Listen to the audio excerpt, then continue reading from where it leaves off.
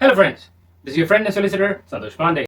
First things first, Trump. The President of the United States has signed an executive order which would lead to a $100,000 payment for petitions for H1B. This comes in the backdrop of a lot of trade negotiations, tariff wars, and immigration cutdowns that are happening in the United States. The United States Labor Department has come out with a Project Fire in which it is trying to protect its own workforce against all the workforce which is coming from the outside. How this leads to difficulties in applications, how it leads to further difficulties and or different complications while doing the application or reaching the intended country, that remains to be seen. Also, good news is that in the forecast, it is expected that India could receive about $50 to $70 billion in its mutual funds and SIP by a global firm, Jefferies. This would be for the period of over 12 months. In another update, a spokesperson from our neighboring country has said that the nuclear umbrella that they have would be extended to Saudi Arabia because of their newly formed agreement. This extension of the nuclear umbrella to Saudi Arabia is a very interesting development in foreign policy. We should wait and watch for other foreign ministries to respond to that. There is another update. The Gaming Act that was recently passed will now come into force on the 1st of October. Most of the market players have actually already stopped their work. If you are or someone else is already engaged in something like this, I would suggest please stop doing it now. If your money is stuck with the app or whichever mode you were utilizing to do this gaming,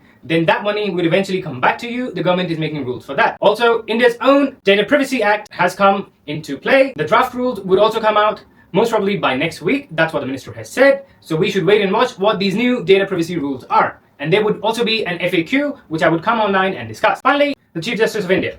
There were certain remarks which were made in a professional setting in the court. The remarks went out into social media and create havoc. Legally, I would say that those remarks are actually made in a professional setting and should not be taken out of context. Most of the lawyers and or the senior lawyer community is actually in this line. In my personal opinion, it is something which is distasteful. If I was there, it is a very subjective thing for me to say. I wouldn't have said that. But if you look at the remark in context, it is merely saying that we are unable to interfere in the given litigation, hence we can't do anything. Different Supreme Court justices have actually taken different lines. Some have leaned slightly towards spirituality, as opposed to some actually sticking very firm to the Constitution. This is all form of jurisprudence and personal morality. The Constitution allows for that, and the Constitution allows so that we as individuals, as Indian citizens, on one hand, could have the viewpoint that the God is supreme. Also, on the other hand, could not believe that there is any God, and we have everything else in between.